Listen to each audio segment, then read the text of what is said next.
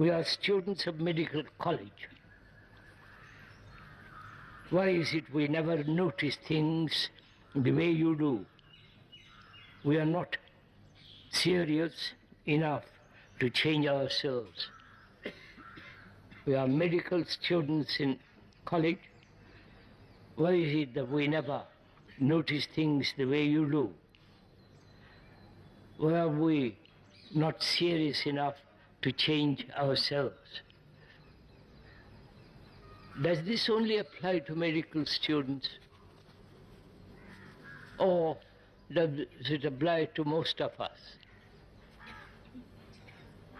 We never notice the morning clouds, the parrots, and their wayward flight.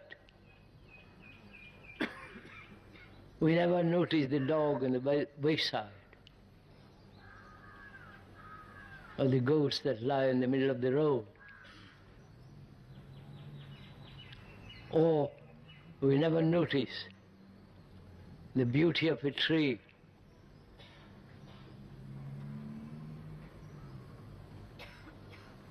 And why is the questioner says, we do not change? What is the root of all this? A civilization like in India, which has probably existed 4 to 3,000 years,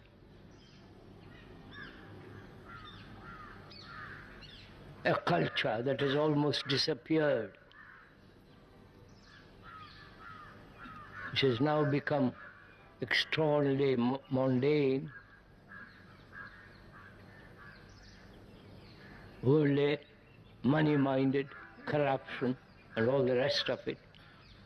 Why is it that we don't change?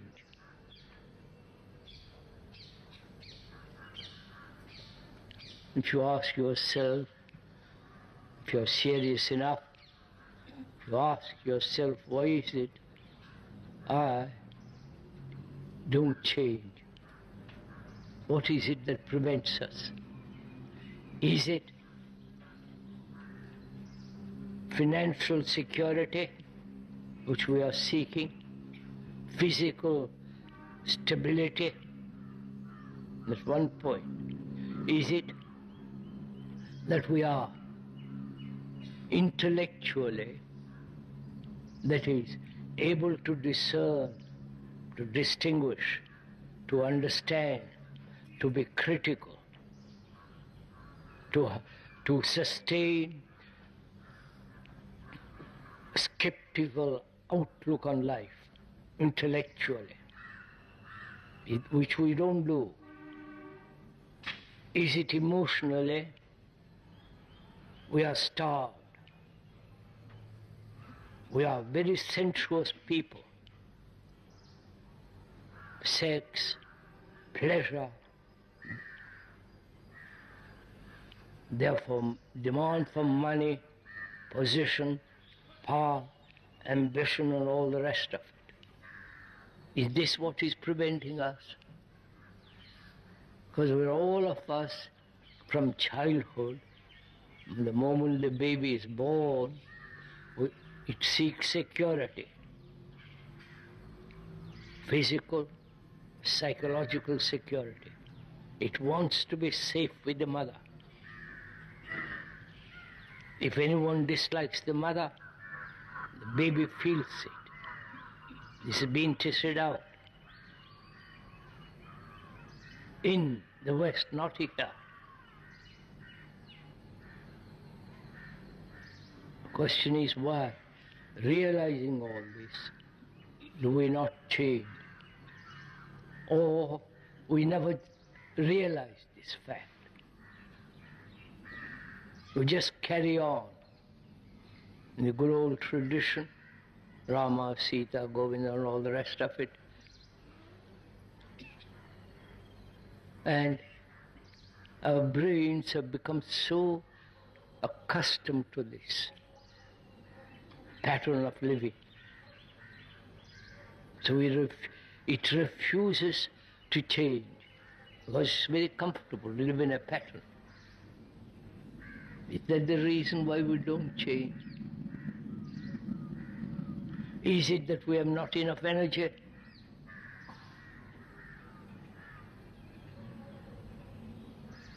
Both physical, psychological energy. We have plenty of energy. You go to the office every day for the rest of your life. That indicates a great deal of energy. The energy that we waste through quarrels, cruelty, indifference. We've got plenty of energy.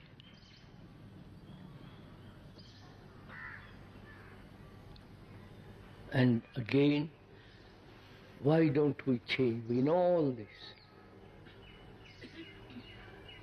Some of you perhaps have heard this speaker for the last 30, 40, 50 years.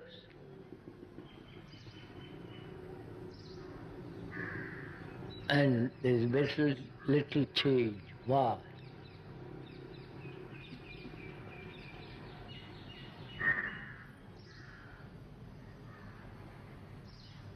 Answer to yourself, sir.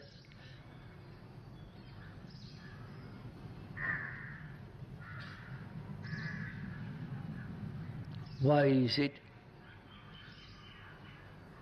that we have become so dull?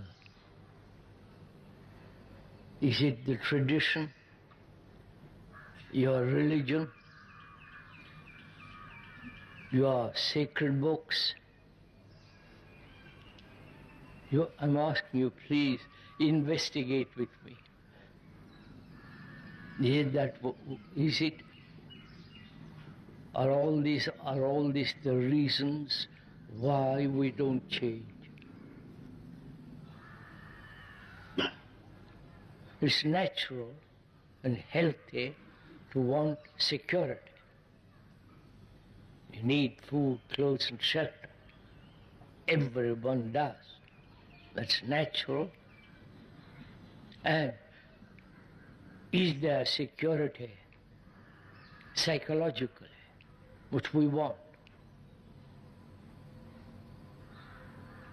We want security in our relationship.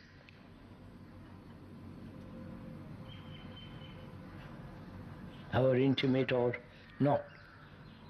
We want to be quite sure my wife, my husband remains with me. We are so terribly attached. If one could understand the nature of attachment and with all its consequences, and see the very danger of such an attachment, which denies love. If one really saw that and drop it immediately, then perhaps some change can take place. But we don't. You hear this, that attachment in any form to anything is very, very corrupting, destructive. The explanation, we can go into it.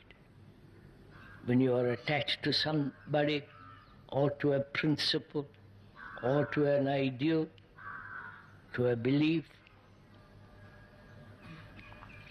you are not only separating yourself from another, but from that attachment to a belief, to a person, to an ideal, there is fear.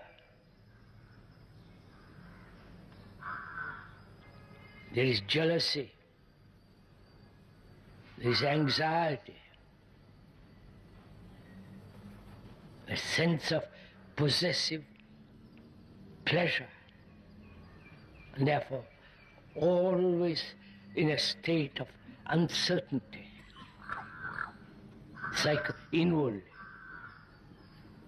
You know, one knows the consequences of attachment. Now, would you change that immediately? Or just listen, fold your hands most respectfully, and turn up the next day while you talk about attachment? You understand my question? Why? Why are we so sluggish?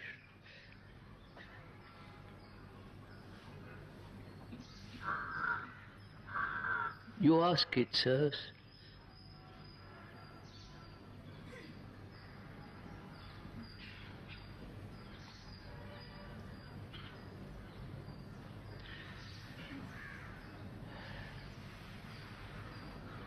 One realizes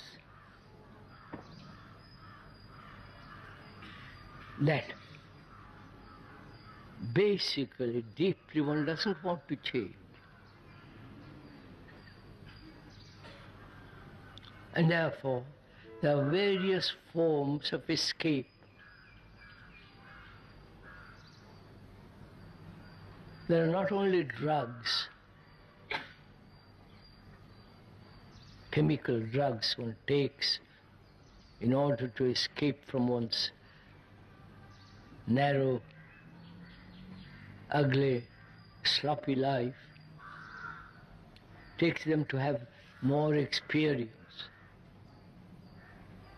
and have a different vision through alcohol, LSD, marijuana, all those things that are going on in this world.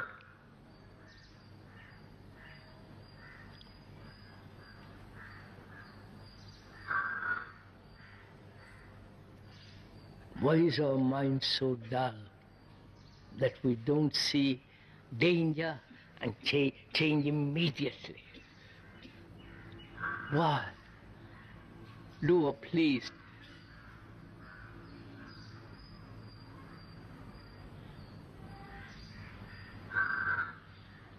No one says. This is real sorrow.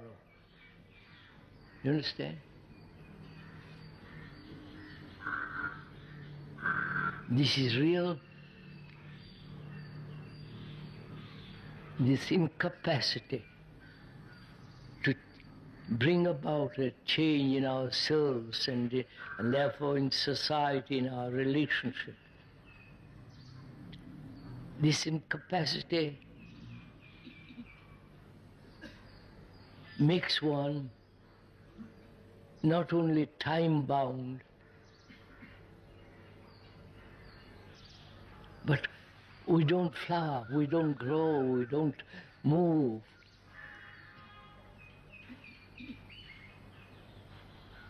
So what is one to do?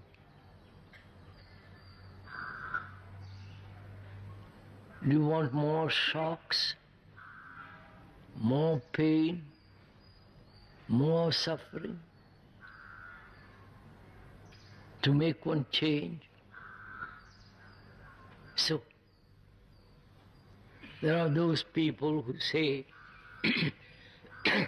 as human beings will not change, therefore, create a society that will control the human being. The communist world, the totalitarian world, the socialist world.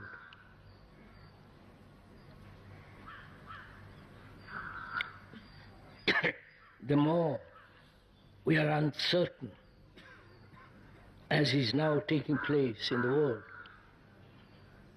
more insecure, we turn to tradition, we turn to gurus, or join some political party. All this going on. If you have realized. So, at the end of all this, why don't we change? Do you understand? Why? Is it the utter unwillingness,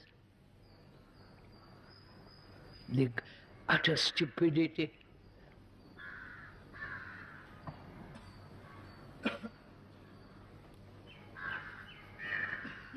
When you observe all this, right through the world, it's a very sad affair.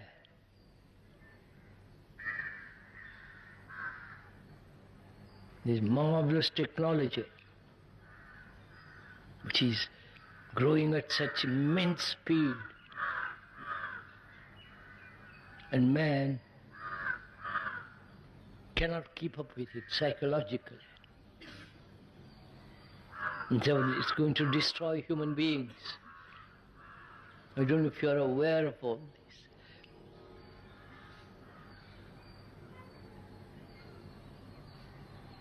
So what are you going to do? Carry on as before? Probably you will.